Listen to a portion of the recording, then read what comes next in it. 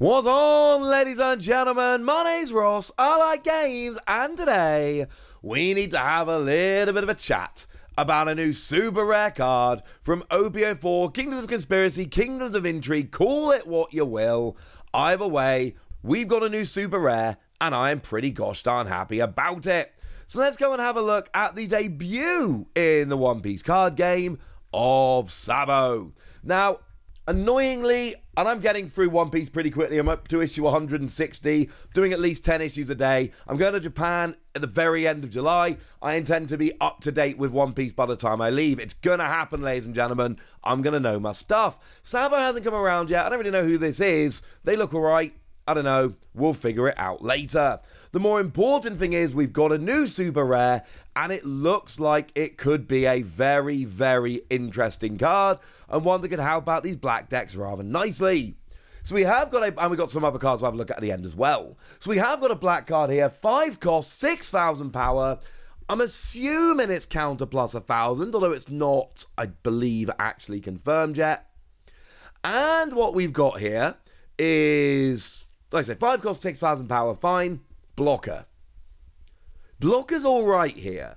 6,000 power on a blocker, I mean, look, you know the deal by this point. Leaders have 5,000 power except one. Tie goes to the attacker. So generally, you'll want to be attacking with at least 5,000 power. Well, Sabo can just block that, no problem. Job's a good one. So a lot of the time, what you do is you put one Don on, or you attack with a 6,000 power character. So then your opponent cannot just counter 1,000 to stop you, they have to counter 2,000. Well, here you can block with Sabo instead. So 6,000, decent amount of power for a blocker, that will do quite nicely. It's not stunning, it's not amazing, but the fact that you can block 5,000 quite comfortably, which is, you know, the default amount of power you need to attack, that's a good starting point. Essentially, if you got a blocker with 5,000 power, that is the point at which you start going, oh, they can take a hit, that's kind of cool.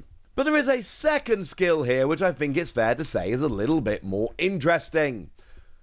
On play, I should say I did the translation myself, but I checked with Orange Samurai D, who checked with Pretzel Codal on the Discord. Your characters cannot be KO'd by card effects until the start of your next turn. Crucially, that means on your opponent's next turn. Draw 2 cards. Trash 2 cards. Now, in terms of the cards here, you're not really gaining a card advantage. What you're doing is cycling cards. And that's fine, incidentally. It's okay to just sit there and cycle cards. That'll do quite nicely. It doesn't always have to be that you're drawing a ridiculous amount of cards. Just being able to cycle them is sometimes quite nice.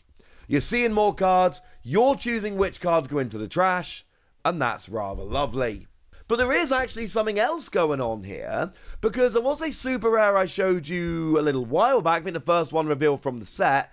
That was the Monkey D. Luffy, 7 cost, 7,000 power, you can attack active characters, and activate main once per turn, and you could return 7 cards from your trash to the bottom of your deck in any order to set this character to active, but it then cannot be set to active during your next refresh phase.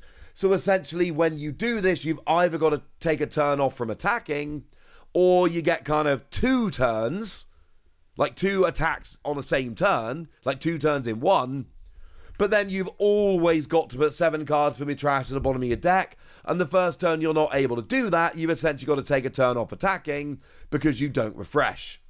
Bit annoying.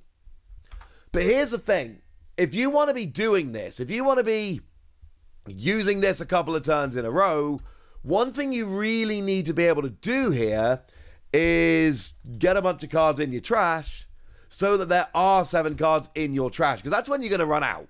Like, essentially, you attack with Luffy, now you're suspended.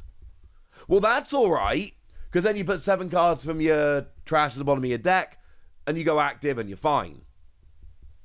But then you've got to keep doing that every turn, and the turn you don't, well, essentially, every turn after you do this, you don't get set to active during your refresh phase, so anytime you can't activate this skill, you are then suspended for your turn. You can't do anything. So you need to keep having cards in your trash so you can essentially cycle this, and this is only putting 2 cards in your trash. It's 7 per Luffy activation, but it's still a start, ladies and gentlemen. It's still a nice little start. And you put all this together, And you've got a blocker, which is great.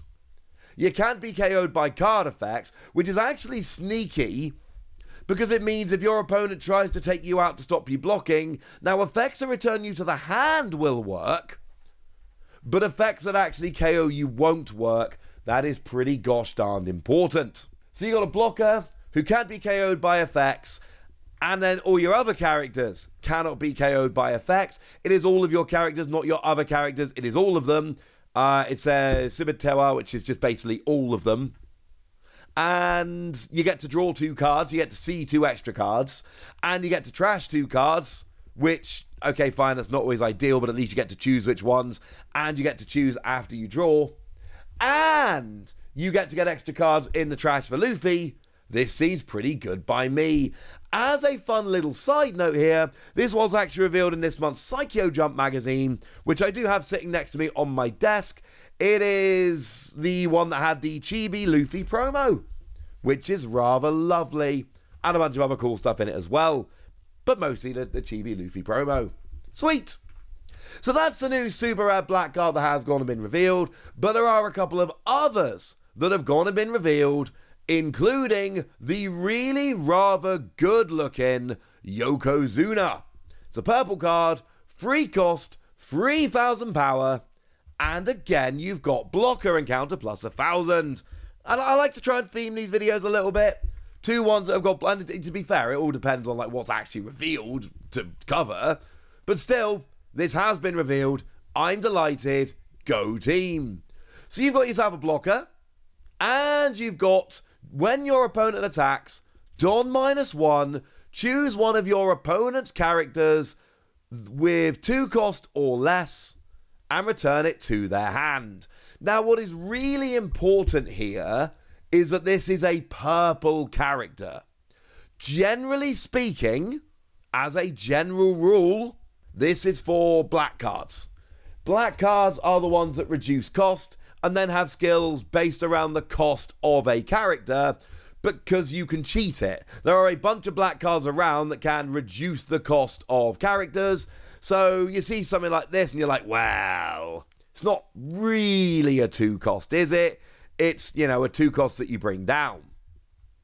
Here it might actually be a 2 cost unless you start playing around with purple and black leaders.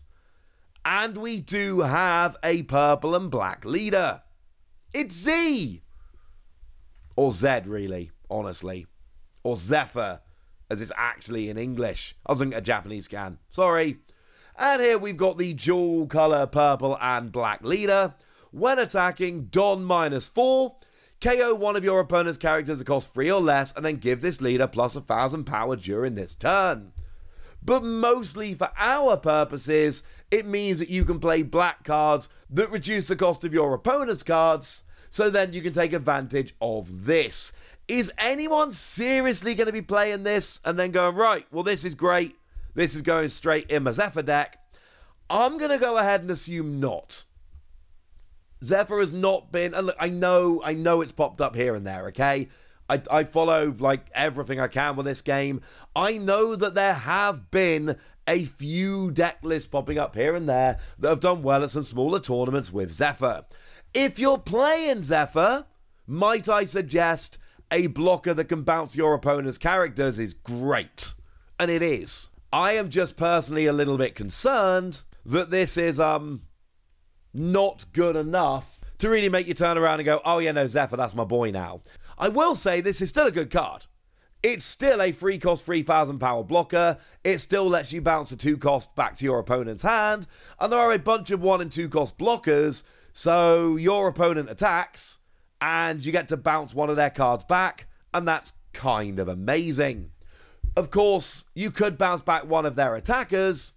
But given that you have to have 5,000 power to really start mounting an attack, I do think it's fair to say that it's unlikely that they're going to have many really good 2 cost or lower attackers. They might, and if so, brilliant. You know, if they've gone and piled a whole bunch of Don onto 1 2 cost character, you can bump them with Yokozuna.